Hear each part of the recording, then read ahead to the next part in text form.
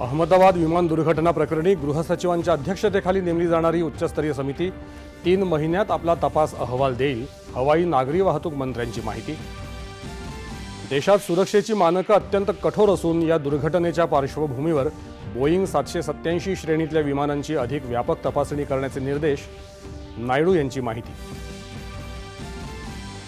दुर्घटनास्थळी एका इमारतीच्या छतावर विमानाचा ब्लॅक बॉक्स सापडला. तपासाला वेग. अपघाताच्या आधीची तांत्रिक माहिती मिळवण्यास होणार मोठी मदत. पंतप्रधान नरेंद्र मोदी उद्यापासून सायप्रस, कॅनडा आणि क्रोएशियाच्या दौऱ्यावर.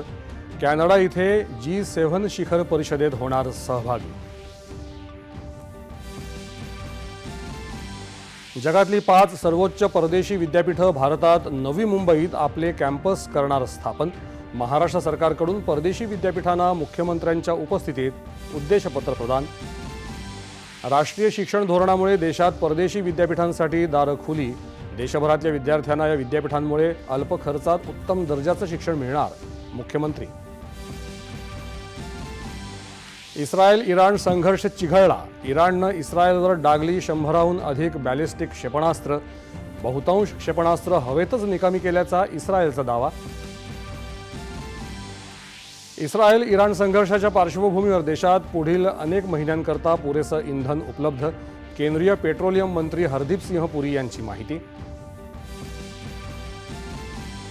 केंद्रीय आयुष मंत्रालयाद्वारे दिल्लीत योग कनेक्ट 2025 या जागतिक परिषदेचं आयोजन. योग आपल्या दैनंदिन जीवनाचा अविभाज्य भाग व्हावा. केंद्रीय आयुष मंत्री प्रतापराव जाधव.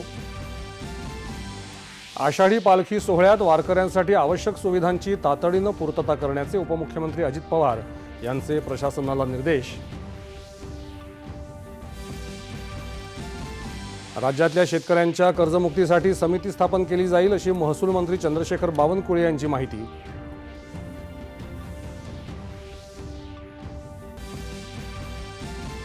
आणि इंग्लंडमध्ये लॉर्ड्स मैदानावर विश्वविजयासाठी ऑस्ट्रेलिया आणि दक्षिण आफ्रिका यांच्यात सुरू असलेला अंतिम कसोटी क्रिकेट सामना. उत्कंठावर्धक स्थिती.